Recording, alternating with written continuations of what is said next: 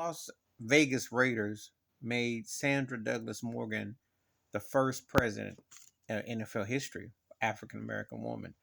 The Raiders have had a history of trying to do first with black folks. Obviously, Art Shell back in the 80s, first African American head coach of the NFL, and they've had done some things. But to me, in the last year, this is more about cleanup on aisle 8 because of the whole thing with Chucky Gruden, John Gruden's racist and homophobic tirades, which leaked and they ended up having to let him go. And so I think they're trying to do, and they brought in Colin Kaepernick for a supposed tryout and hyped that up.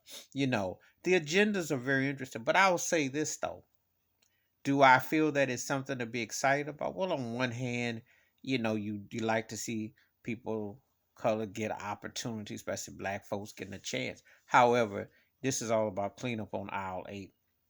This ain't by accident. The John Gruden thing was embarrassing.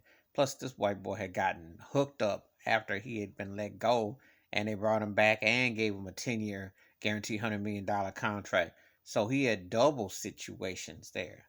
And he remember he got traded to Tampa Bay, won the Super Bowl. Um, Pretty much took Tony Dungy's team and won. But the point is that they have to do something for PR. The NFL is one of the worst. All in pro sports is racist and got a plantation because they all have to do rehab when they haven't done right the first time. The bottom line is if you go and hire people like you're supposed to that are black and candidates, and there are many qualified African American men and women who don't get an opportunity for management, presidency, head coach, and general manager, and ownership. And let me tell you about ownership. They can put who they want in there. You know, there are black folks who are billionaires who could buy teams. They don't want the good old boy system to break the chain. But this thing here with the Raiders, it's a good PR move, and she's qualified. I think she was Las Vegas commission, and she ran something. However, you ask yourself, how come this hasn't happened before? Why are we still dealing with first in 2022? Why you still got to go through the same mindset and the slow progress, which is a reality? Because you're good enough to be on the field in the house, play on the plantation, but you ain't good enough to get a stake at the table and have a say. That's where they still fall short. So on one hand, it's great for her.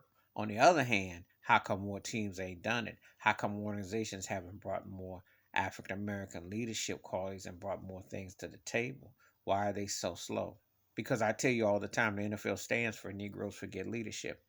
They're not progressive. None of the sports leagues are progressive because until you have ownership, general managers, and a real say, it's still a plantation. But this is a small step. Please hit like, subscribe, welcome thoughts and comments, and I do respond. Thank you. Wash your hands, keep your mind clear, watch out for another, and I want to see what others do. But I know that Roger Goodell is just a puppet, and those owners are too white and too happy to stay where they are. I'm out.